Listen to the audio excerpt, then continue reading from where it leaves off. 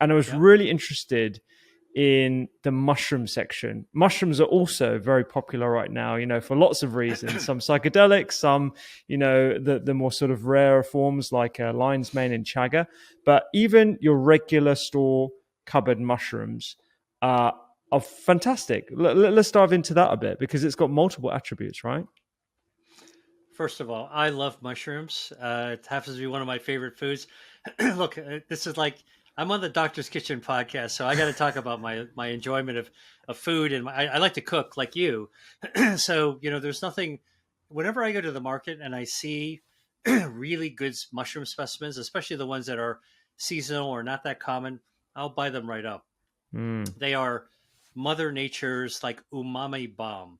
They taste great. They're easy to cook, and from a medical food as medicine perspective, I can tell you they contain a bioactive called beta D glucan. Happens to be a soluble fiber. So this beta D glucan is not only a bioactive that activates your health defenses and activates your metabolism, it's a dietary fiber that feeds our gut microbiome. So mushrooms are good for gut health and overall health and our metabolism at the same time. Mm. Now, what's really interesting about beta D glucan is where is it found in the mushroom? Most people who buy mushrooms and cook with mushrooms get the cap. They cut off the stem, throw away the stem. And the cap does have beta D glucan, but the stem of the mushroom has twice as much beta D glucan. So if you're cutting mushrooms up, cook with the stem or do something else with the stem. You could put it into a smoothie. You could actually make a soup out of it, make a stew out of it, saute it. Whatever you're going to do, don't throw them away because they actually have a lot of this great natural resource that's good for your health and good for your metabolism. Now, this has been studied, by the way, in clinical studies where they actually looked at substituting so they took a group of meat eaters. These are carnivores. They eat red meat almost every day.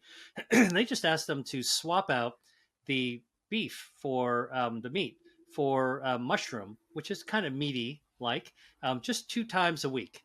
So these are people that ate meat 7 days a week, 2 days out of the week, eat some mushrooms instead of the meat. Mm. So think about it. That's 5 days of meat eating, 2 days of mushroom eating. At the end of a year, they actually found that the meat eaters actually gained weight, increased their body fat, their waist size increased, the full meat eaters, just like you'd expect. Mm. But the people who swapped it out for mushrooms just twice a week, okay, with something that can be made to taste like meat, actually, put it on the grill, put it on a barbecue, put it, saute them. You can really get a really, really nice, unctuous kind of like flavor out of this umami bomb. They actually shrank their waistline by an inch. They lost by body composition some of the harmful body fat, the visceral fat. Their blood pressure came down. So mushrooms are really, really powerful. And by the way, these are culinary mushrooms. You mentioned chagas and lion's manes and cordyceps. One of the things that I like to tell people is that medicinal mushrooms, we have to be careful about them because they're separate from culinary mushrooms. And although they're very popular these days, you don't want to treat medicinal mushrooms just like you would treat culinary mushroom. Culinary mushrooms, what are those? Well, they're all over the place. White button, portobello, crimini, maitake, porcini, enoki mushrooms. I mean, the list goes on. Trumpet mushroom, king trumpets, so many to choose from. They don't have medicinal, psychotropic, or any other immuno-influencing properties the way that certain medicinal mushrooms do. Medicinal mushrooms tend to be very expensive. And there was a reason dating back thousands of years where traditional healers reserved medicinal mushrooms for specific ailments. And I think that's one of the cautions I want to give is just because they're called mushrooms and just because you can buy them and just because they're not regulated as such, look at the wisdom of the elders. People were not eating chaga mushrooms. Like they weren't making a chaga mushroom omelet, for example, whereas they would actually make a white button mushroom omelet. Be careful. Yeah, it's a very good point. And, I think food is, as you talk about in your books, food is medicine. And there are certain foods that are particularly and uniquely powerful that we need to be careful of. I get this a lot from my parents as well, growing up in an Indian household, having lots of Ayurvedic traditions. There are certain foods, things like ashwagandha or even ginger, something that we want to make sure that we're not overdoing because it can have like negative impact in overuse. And I think that's why, diversity is very important, actually exploring all the other foods available to us. That's right. Diversity is very important. Moderation is very important. Um, Finding unique new combinations of things are really important as well. This is all, by the way, not news, but this idea was present in the culinary traditions of India, Southeast Asia, Thailand, China, Japan, Indonesia. Some of these really amazing cuisines. They chose these very same ingredients that I write about. In my new book, Eat to Beat Your Diet, I write about 150 ingredients that all have metabolism activating properties. They come from Asian cooking traditions found in the recipes, and they're also in the largely in the Mediterranean traditions as well. I call it Mediterranean because that's how I actually eat and navigate between these two worlds, Mediterranean and Asia, because I spent a gap year living in Italy and in Greece. I think the last time I spoke to you about this. And by the way, Mediterranean, which is the term I give it, of how I eat, and I encourage other people to eat for a healthy metabolism, isn't a new concept. It's a very old concept that dates back 2,000 years, back to the days of the Silk Road, which is the greatest trading route in human history that connected Asia to the Mediterranean. And back then, 2,000 years ago, traders riding on camels and working in caravans, when they met each other on this road, they traded ingredients, they traded recipes, they shared food with one another. They stopped at the roadside and they ate other people's foods. They had diversity. And that's what I want to encourage people to lean into, to realize that, yes, in this era of really sophisticated science, and my gosh, there are pharmaceuticals now that can actually help you lose weight, fight body fat. But you know what? There are, and I think you would agree with me, Rupi, there are certain patients with pathological obesity, life-threatening obesity, that probably would really benefit from some of these pharmaceutical approaches and other whole body approaches to treating excessive body fat. But for most people to jump on that bandwagon, I really discourage it. And the reason is there's many reasons, because they're toxic, they're expensive, there's side effects. And by the way, because they're also approved for diabetes, people that are actually diving at using, the Ozempics and the Wegovy's, the semaglutide class of GLP inhibitor drugs, agonist drugs, what they're doing is they're depriving diabetics for the medicines they need to treat their diabetes. There's shortages of these drugs that are now going on around the world. It's kind of ridiculous. Yeah. But I'm on the Doctor's Kitchen podcast, so I got to give you my biggest reason for it. Okay.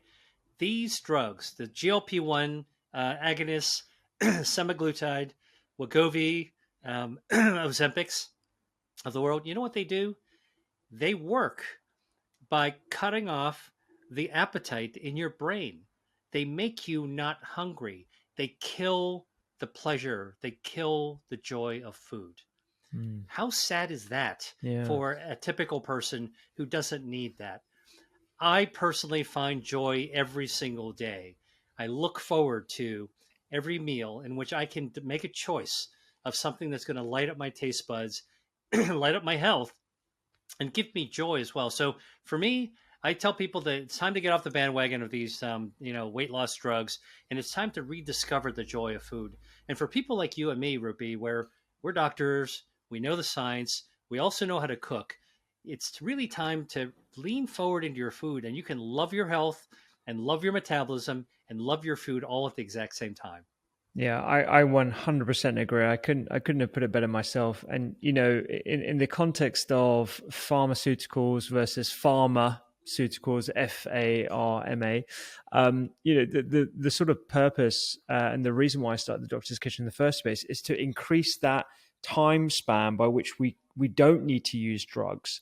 And we can push that further along. So actually, we can sometimes avoid, or at least minimize the amount of time that we have before we have to use things like drugs if it gets to that point.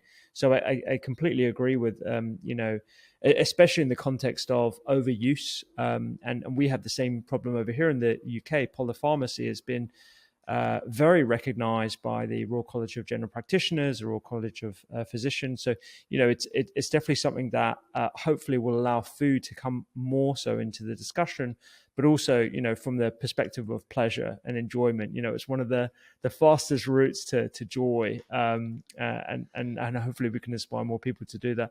You mentioned the stems of mushrooms there, and that reminds me of another section in the book where you talked about the stems of broccoli, in particular, it having a high concentration of sulforaphane. And sulforaphane is something that I think, is absolutely fascinating. I wonder if you could talk a bit more about brassica vegetables and broccoli, if you will, because, having your greens every day, that's definitely something that's high on my agenda. Yeah. Well, look, I want to talk about the whole class of brassica vegetables. Most people go into the grocery store and the word brassica doesn't come into their mind. But what I write about in my book, Eat to Beat Your Diet, in the second section where I talk about foods, and there's 150 foods in there, I write it with the reader in mind, imagining the reader to be riding in the grocery store of my shopping cart the way that you might have when you were a child, riding in your mother's shopping cart and having her push you along through the grocery store. So I actually take people on a journey, on a tour of the grocery store, the supermarket, and whispering in the ear what to pick out to put into the cart. So brassica actually is a big family of leafy, stocky vegetables that all contain sulforaphanes. Now, sulforaphanes, they're called sulforaphanes because that's the natural bioactive that has a slightly sulfurous tinge to it. That's why broccoli tastes the way it tastes. That's why cauliflowers taste that way. That's why bok choy has not only a little crispy bite, it's got a little bit of a spicy, a smoky taste to it, right?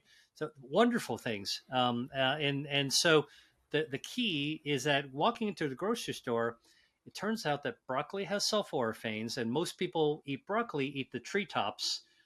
And if you get frozen broccoli, that's okay too, because they're often flash frozen. But the thing is, you're only getting the tree tops, which does have sulforaphane.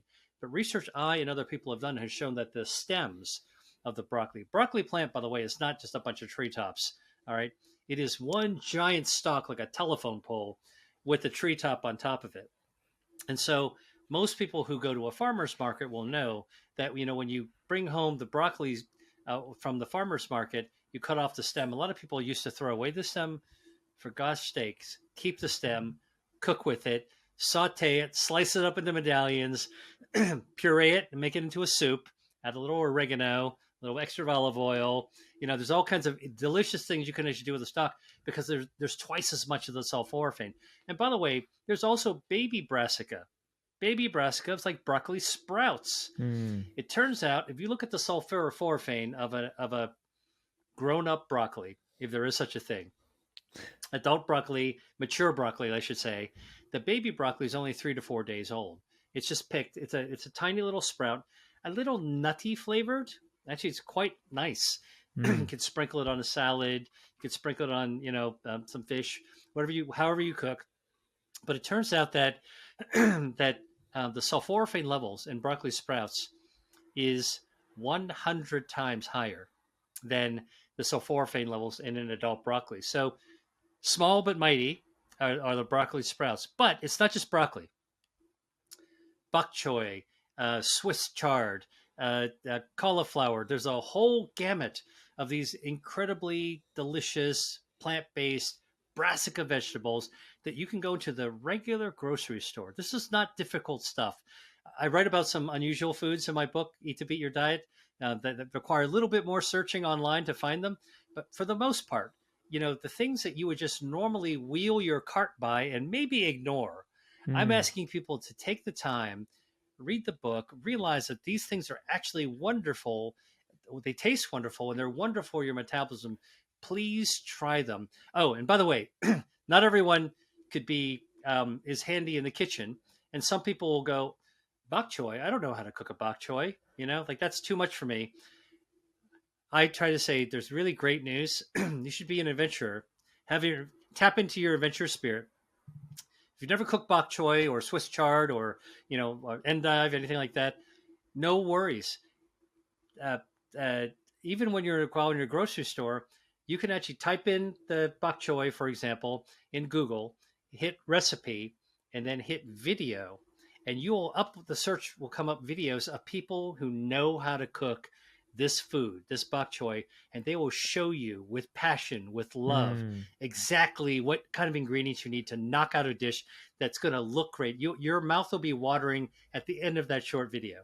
Yeah, absolutely. And you might even serve some Doctor's Kitchen cooking videos. You never know. So Exactly. I'm going to ask you some impossible questions now about spices. Now, what are your go-to spices? If you're anything like me, and with my spices just behind me as well, there's just way too many for me to dial into exactly which ones I want to have, in my pantry all the time or in my cooking. So, what are your go-to spices, particularly through the lens of eat to beat your diet and fat control? Yeah. Well, look, let me describe that from the flavor and culinary cooking perspective, because I think that's what most people relate to. I could name every spice and I can tell you what is known about the bioactive Mm, in them, and I can tell you what the mechanism is. But you know what? People are not going to remember that. But what people will remember is I approach spices using that lens of Mediterranean cooking and eating. All right. So, what are the spices that are used in both the Mediterranean and Asia? Chili peppers, white peppers, black peppers, turmeric. Lovely ways of actually cooking. Saffron, that's sort of a Near East spice. Lovely flavor, very kind of expensive, but really good. Um, uh, then you start going into, like in the Mediterranean, basil, rosemary, sage, mm, incredible flavors to it. Some of them are exquisite flavors that are very unique, like lavender. You can also use that to actually flavor your food. Allspice, cloves, cinnamon. Cinnamon, by the way, actually is originally from Asia. They imported the cassia bark yeah. from China around the world, and it was traded on the Silk Road as part of Mediterranean trading of ingredients because it's a dried bark. Those are some of my favorite types of spices I naturally go to. Curries. You can either buy a pre-mixed curry powder. You can mix your own curry. Have some fun doing it. These are just kind of my go-tos that I automatically think about. Paprika, smoked paprika, pimenta split. I mean, these are the Mm. things that you would find. If we went to my kitchen and opened up my cabinets, these are the ones that you would actually find with low-filled, quarter-filled bottles because I use them so often in my cooking. Yeah, yeah, yeah. I mean, that's kind of a similar way in which I describe it. People always ask me about the benefits of turmeric or the benefits of cinnamon, and I always say, look, you can find a similar sort of collection of bioactives in your typical culinary herbs that you find in a UK kitchen, whether it's basil, whether it's thyme, or tarragon, or whatever it might be. You don't always need to go for the exotic ones. It's great if that's the way you want to cook and that's the way you like to cook, but really it's just a case of getting the spices and herbs in your diet because it has all those benefits.